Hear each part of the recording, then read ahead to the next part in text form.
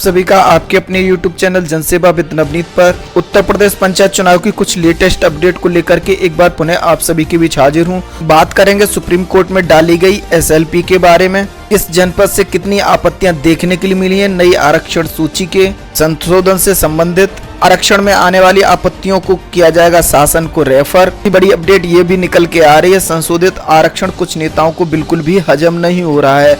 तो आज जो भी समाचार पत्रों के माध्यम से प्रमुख जानकारियां देखने के लिए मिली हैं उत्तर प्रदेश पंचायत चुनाव को लेकर के, सभी जानकारियों को हम आपको एक एक करके प्रदान करने वाले हैं। तो दोस्तों बने रहिए हमारे साथ और देखते रहिए इस वीडियो को अंत तक। छोटा सा आग्रह हमेशा की तरह आपसे करना चाहेंगे, चैनल पर नए हैं तो चैनल को सब्सक्राइब कर लीजिए। जानकारी अगर आपको अच्छी लगे तो वीडियो को लाइक और शेयर कर दीजिए। दोस्तों देख लेते हैं आज उत्तर प्रदेश पंचायत चुनाव को लेकर के कौन कौन सी जानकारियां निकल के आई हैं। जिसमें पहली जानकारी देखने के लिए मिल रही है, जिसमें बताया जा रहा है त्रिस्तरीय पंचायत चुनाव नए सिरे से हुए आरक्षण पर आई 45 आपत्तियां। नई आरक्षण सूची आने के बाद दोस्तों आपत्तियों का खेल भी प्रारंभ किया जा चुका है। उसी संबंध में ये जानकारी आपको देखने के लिए मिल रही है। त्रिस्तरीय पंचायत चुनाव के प्रस्तावित आरक्षण पर आपत्तियां आने का दौर शुरू हो गया है। पंचायत चुनाव के आरक्षण को लेकर दूसरे दिन रविवार को 45 आपत्तियां देखने के लिए मिली। 2 दिन के अंदर कुल 70 आपत्तियां DPRO विभाग में प्राप्त हो चुकी हैं। रविवार को भी आपत्ति दर्ज कराने के लिए काफी लोग DPRO कार्यालय और कलेक्ट्रेट स्थित कंट्रोल रूम में पहुंचे हुए थे। दोस्तों आपको बताना चाहेंगे, जैसा कि आपको पता है कल से आपत्तियां ली जा रही हैं। अभी 2 दिन का और समय बचा हुआ है, लेकिन अगर तुलना करें पिछली आरक्षण सूची से नई आरक्षण सूची की, तो दोस्तों नई आरक्षण सूची पर काफी आपत्तियां देखने के लिए मिल रही हैं। वर्ष 2015 को आधार मानते हुए पंचायत चुनाव का प्रस्तावित आरक्षण सूची जारी की गई है। इस प्रस्तावित आरक्षण से काफी लोग संतुष्ट नहीं है। देख लीजिए दोस्तों, वही जानकारी है जो आपको देते रहते हैं। उन्होंने आपत्तियां दर्ज करानी शुरू कर दी हैं। कुछ लोगों का कहना है कि पूर्व में हुआ आरक्षण सही था। वर्ष 2015 को आधार वर्ष मानते हुए आरक्षण सही नहीं किया गया है। DPRO अनिल कुमार सिंह ने बताया रविवार को दूसरे दिन प्रस्तावित आरक्षण को 45 आपत्तियां आई हैं। दोस्तों देख लीजिएगा, यहाँ से आपत्तियों का दौर प्रारंभ हो चुका है। जिन जिन लोगों को आपत्तियां देनी है अभी आपके पास समय है, आपत्तियां लगा दीजिए। आपत्तियों का निस्तारण किया जाएगा। जानकारी ये भी निकल के आ रही है, आपत्ति के बाद कुछ आरक्षण सूची में आपको बदलाव देखने के लिए मिल सकता है। एक अन्य जानकारी भी देखने के लिए मिल रही है जो कि आ रही है ST आरक्षण में आने वाली आपत्तियां शासन को होंगी रेफर। त्रिस्तरीय पंचायत चुनाव आरक्षण लिस्ट अंतिम रूप से प्रकाशित हुई है। इस बार भी 39 ग्राम पंचायत में ग्राम प्रधान पद ST के लिए आरक्षित हुई है। इस पर आने वाली आपत्तियों को शासन को रेफर किया जाएगा। पहली बार 3 मार्च को अंतिम सूची देखने के लिए मिली थी। आरक्षण लिस्ट के बाद ST पद पर आई आपत्तियां शासन को रेफर की गई थी। इसके अलावा DM ने शासन को रिपोर्ट भेजी थी कि 18 ग्राम पंचायतों में ST वर्ग का कोई प्रमाण पत्र नहीं है। इस पर शासन ने इन ग्राम पंचायतों में आरक्षण बदलने के लिए शर्तों के अधीन सहमति दे दी थी। अपर मुख्य सचिव ने प्रदेश के आधा दर्जन जनपदों में ST वर्ग के आरक्षण के संबंध में आदेश जारी किया था। इसमें कुशीनगर भी शामिल था। इसमें कहा गया था जिन ग्राम पंचायतों में कम से कम 2 लोगों के पास ST प्रमाण पत्र नहीं है तो उन ग्राम पंचायतों को आरक्षण बदल दिया जाएगा। आरक्षण बदलने की व्यवस्था कैसे की जाएगी, इसके बारे में विस्तार से जानकारी दी गई थी। इसको देखते हुए जिला प्रशासन ने निर्णय लिया है कि इस बार भी ST वर्ग पर आने वाली आपत्तियों पर पंचायती राज निदेशालय के माध्यम से शासन को रेफर किया जाएगा। शासन से पिछली बार भी इस बार की अनुमति मिली तो ST आरक्षण गांव में अगर ST वर्ग के लोग निवास नहीं करते हैं तो उन गांव का आरक्षण बदल दिया जाएगा। इस बार भी ST जाति के लिए 39 ग्राम पंचायतें आरक्षित की गई हैं। इन पदों पर आपत्ति आने पर पंचायती राज निदेशालय के माध्यम से शासन को रेफर किया जाएगा। शासन से अनुमति मिलने पर जिन ग्राम पंचायत में ST वर्ग के लोग नहीं है उनका आरक्षण बदला जाएगा। DPRO राघवेंद्र कुमार द्विवेदी। सिंपल सी बात यह है, बात ST वर्ग की आरक्षण से संबंधित हो रही है। इसकी आपत्तियों का निस्तारण शासन स्तर से कराया जाएगा और वहां से संबंधित जो भी फैसला देखने के लिए मिलेगा उसी के बाद आपको कार्रवाई देखने के लिए मिल पाएगी। अब बात कर लेते हैं नई आरक्षण सूची विवाद को लेकर के। जैसा कि आपको पता है, हमने आपको बता दिया है कि नई आरक्षण सूची से संबंधित SLP सुप्रीम कोर्ट में डाली गई थी। उसमें कुछ कमी होने की वजह से उसको अभी केस अंडर डिफेक्ट लिस्ट के अंदर रखा गया है।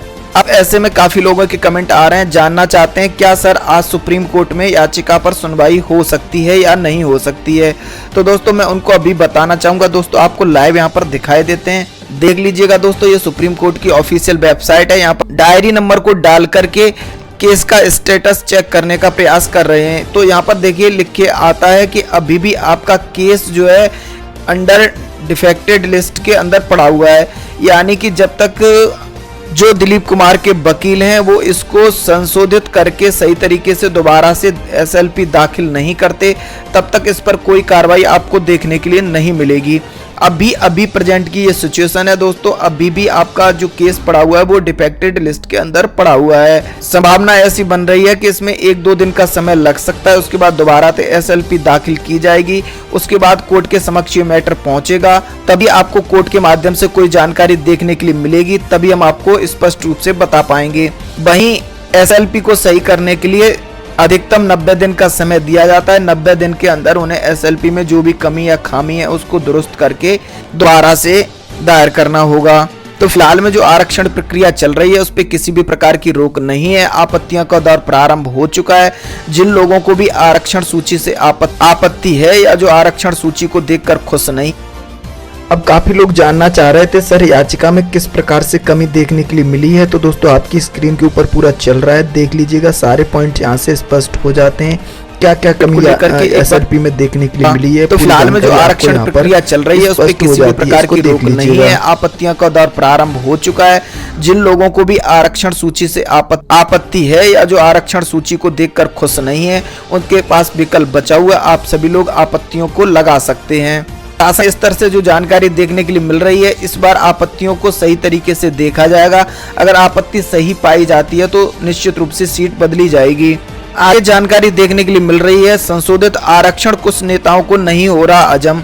ये जानकारी देखने के लिए मिल रही है हापुड़ से। शनिवार को संशोधित आरक्षण सूची जारी होने के बाद भी लोगों को आरक्षण हजम होता नहीं दिख रहा है, जिसको लेकर के लोगों ने आपत्तियां दर्ज कराना शुरू कर दिया है। रविवार को भी जिला पंचायत राज कार्यालय खोला गया। 23 आपत्तियां देखने के लिए यहां पर मिली हैं।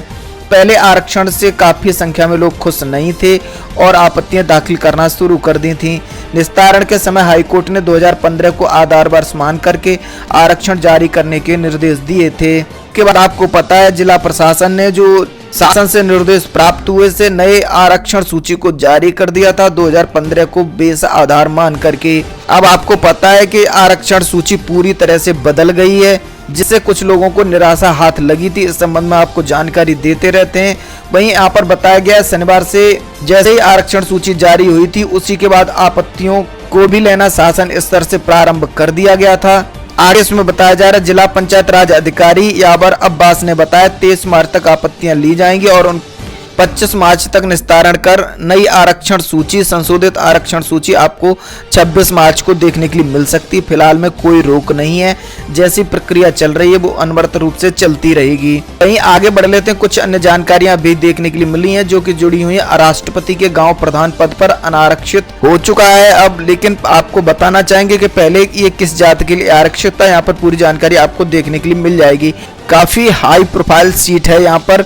यूपी में त्रिस्तरीय पंचायत चुनाव को लेकर आरक्षण सूची जारी होने के बाद एक बार फिर से राष्ट्रपति के पैतृक गांव में हलचल तेज हो गई है।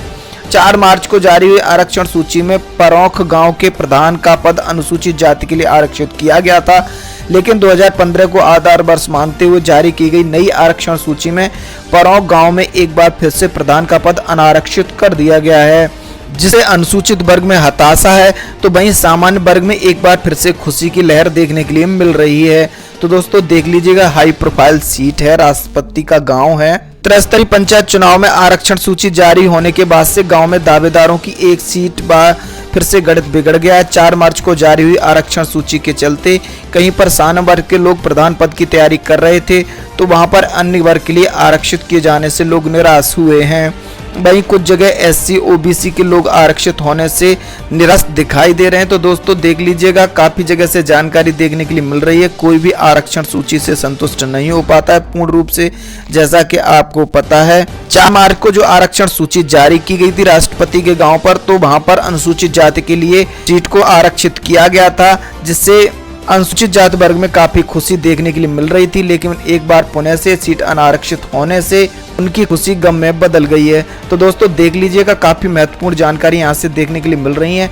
सुप्रीम कोर्ट में क्या क्या जानकारी देखने के लिए मिलेगी, पल पल की अपडेट हम आपको देते रहेंगे। फिलहाल में जिन लोगों को भी आरक्षण सूची से आपत्ति है, आपत्ति लगा दीजिएगा जाके, आपके पास समय बचा हुआ है आज और कल का।